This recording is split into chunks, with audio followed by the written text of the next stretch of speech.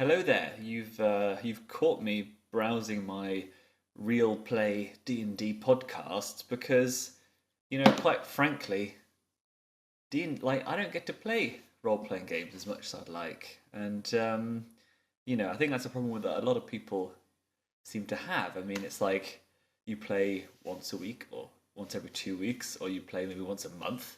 Like, that's kind of averaging out 1 hour a week for one of your favorite hobbies, and it's really bad, especially if you're a player and you've got really nothing to do in between the sessions apart from level up, and unless you're like a level 15 sorcerer or wizard or something, there's not really a lot of stuff to really take care of. So you really need something in between these long stretches of time when there's no role-playing games, to kind of scratch that itch. And luckily there is. There's loads and loads of shows on YouTube and Twitch, and there's podcasts and all. There's people playing the game, people talking about the game, and people giving tips. And there's loads of things that can get you sort of get D&D and role playing games in your head, and you can kind of be near people rolling dice and saying, "What do you do?"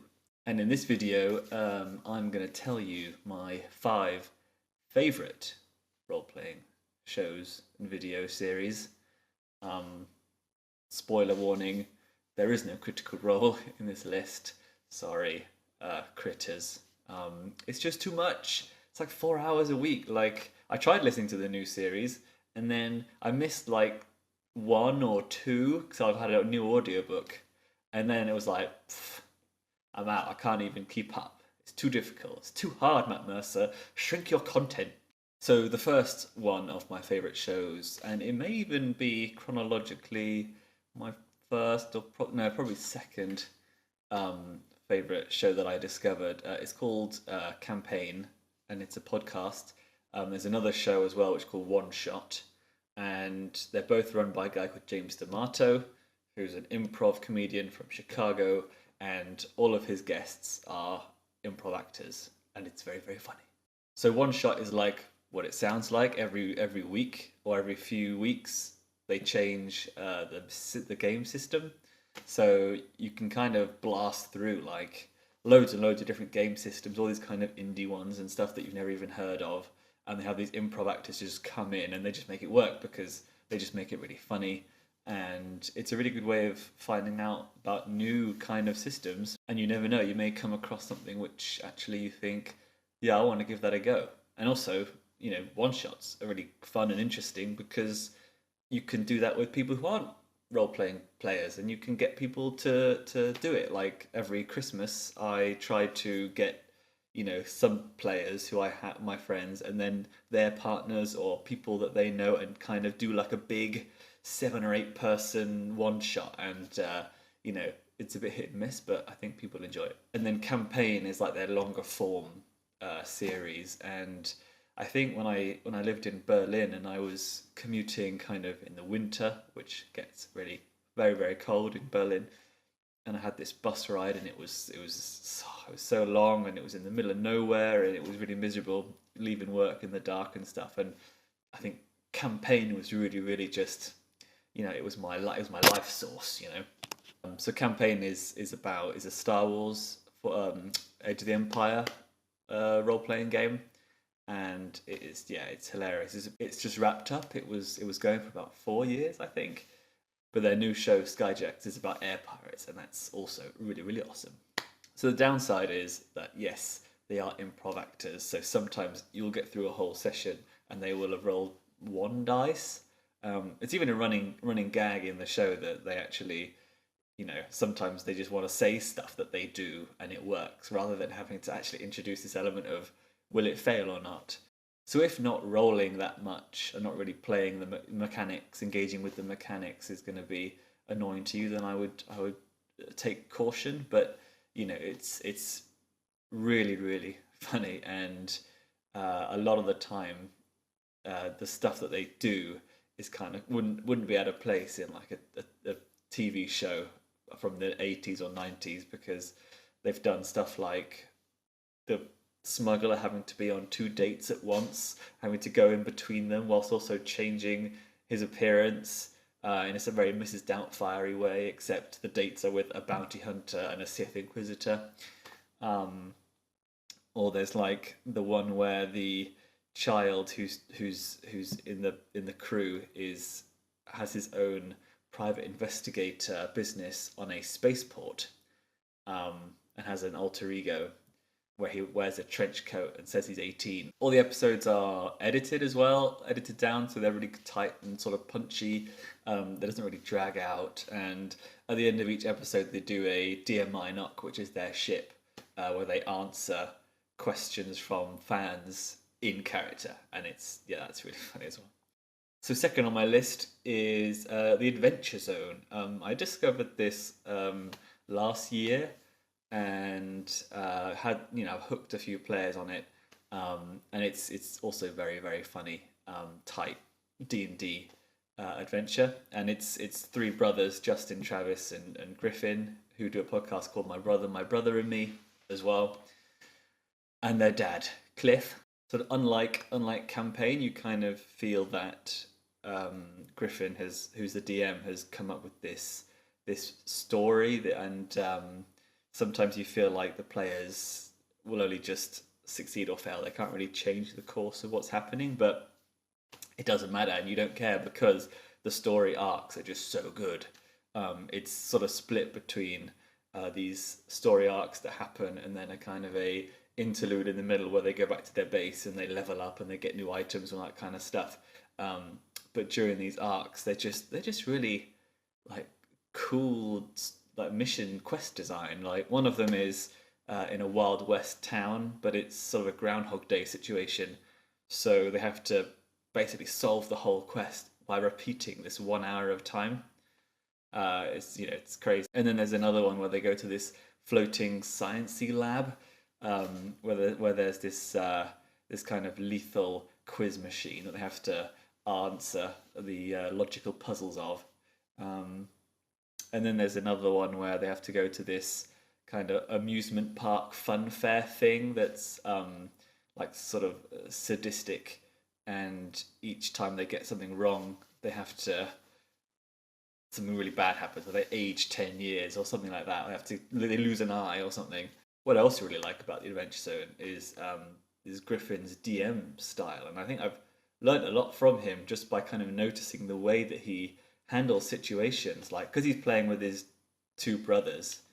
They don't pull their punches when they criticize him for his DMing, but the way that he deals with it is so great. Like if the players say something that the players always do when they're talking to the big bad guy or like a big boss authoritative figure, and the players are just sassy and they just undermine the boss's authority, and he'll kind of in character navigate that, and he won't break stride. And I think that's a really good skill to have.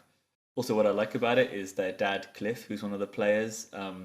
He's actually really funny, and he also doesn't shy away from the more emotional sides of the characters as well that they're playing. So there's some really like nice, heartwarming stuff in there as well. Number 3 is Swansong and Court of Swords.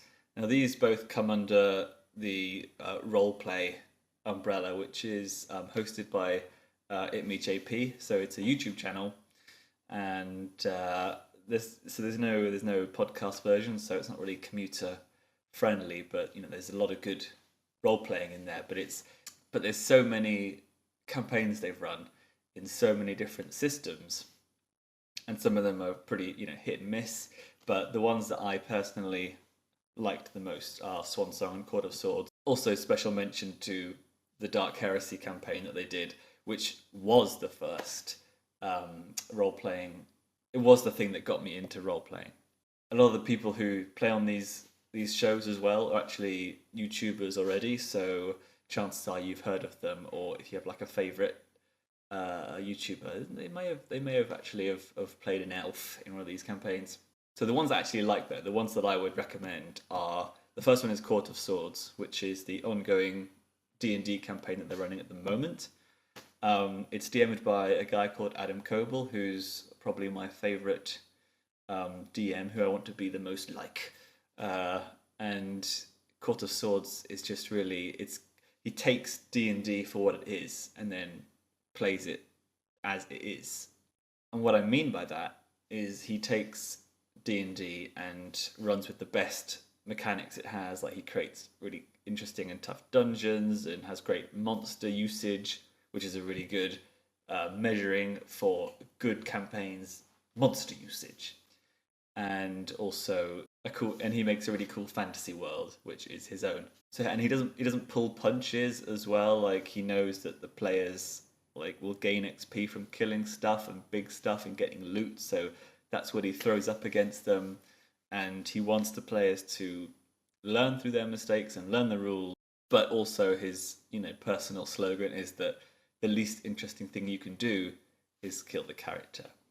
So there's a lot of hardship to go through, but if they survive the hardship, then the characters become really great. Like the longest surviving member is a half orc called Berg, who's a barbarian, and the player who was playing him actually never really liked him at first and wanted him to die pretty quickly, but he survived so many story arcs. He's now become this kind of high level, really wise and aged and experienced and noble half orc barbarian warrior, and it's really cool.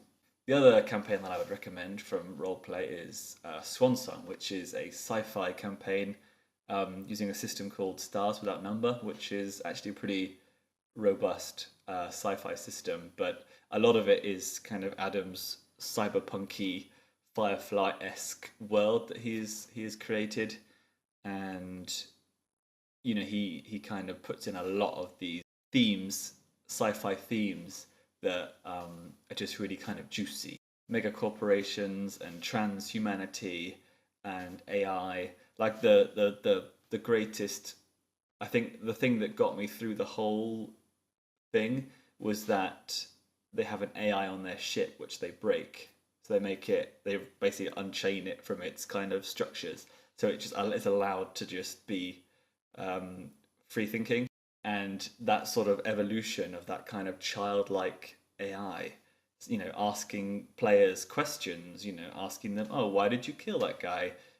So what you're saying is that you should be able to kill people when you gain a profit. And then, will I be able to kill somebody? And should I do this and should I do that? And it's kind of really creepy. And you can feel the players stressing out a little bit and getting a bit on edge because they're like, we really don't want to make this AI into like a killer robot situation, a fucking space odyssey situation. And that whole thing just makes a complete mockery of the D&D morality system. So my fourth thing that I recommend as a role playing media type thingy bobby is Adam Coble's show Office Hours. So the DM that does role play on his own channel, he has this weekly show called Office Hours, where he basically answers questions from his community, and it's really good for a variety of reasons. The first one is that he puts the topics on the thumbnails. There's always three, so if you're not that interested in the topics, don't watch it. If you want to watch one or two, go ahead and watch those ones.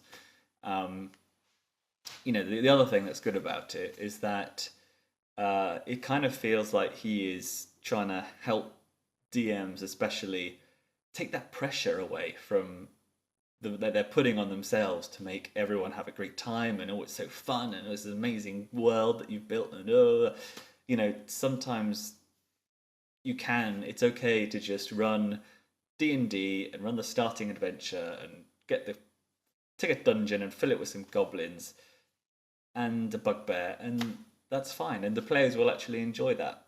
You may think that you need some critical role, scale, size story and an amazing world that's going to last 4 years, but actually you don't.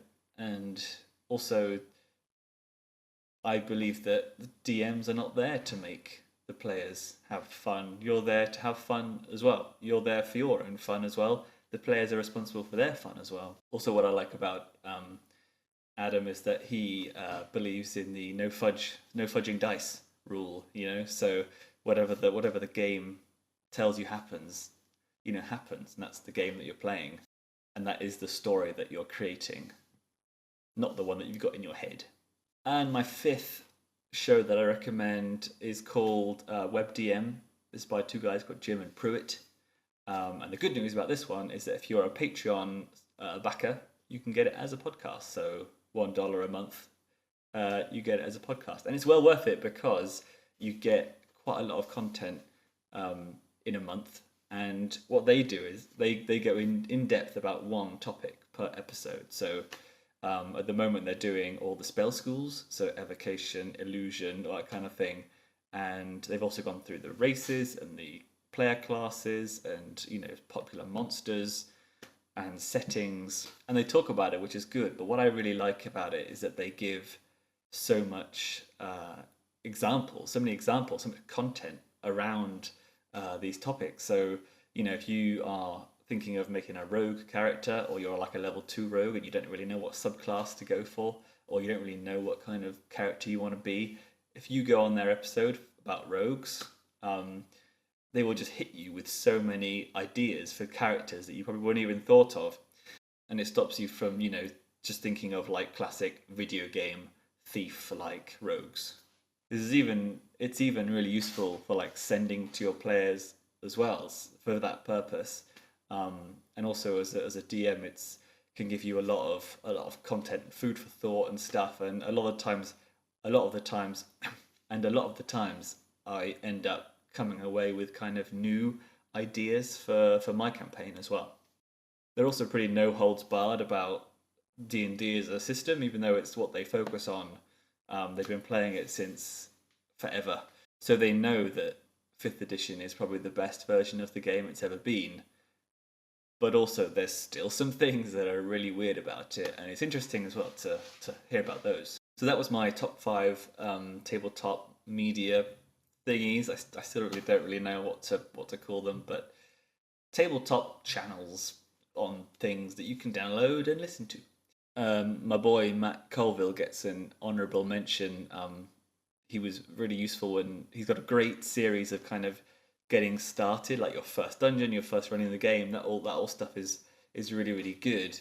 But recently he's been getting very kind of big picture, like talking about the essence of dungeons in Dungeons and Dragons, and you know it's okay, but it's I feel like the practical tips have dried up a little bit there. But if you have any recommendations or something that I haven't mentioned, then please do let me know, because I'm always on the lookout for good role-playing stuff. Especially if there's, you know, you may have noticed or not that all of these are pretty much just white men. So if you have any recommendations that are not that, I would be very interested. And that's it from me this week, guys. If you want to read this, you can go to my website, diceencounters.com. As always, it will be on there as well. And I will see you next week for a new video on Dice Encounters channel. Until then.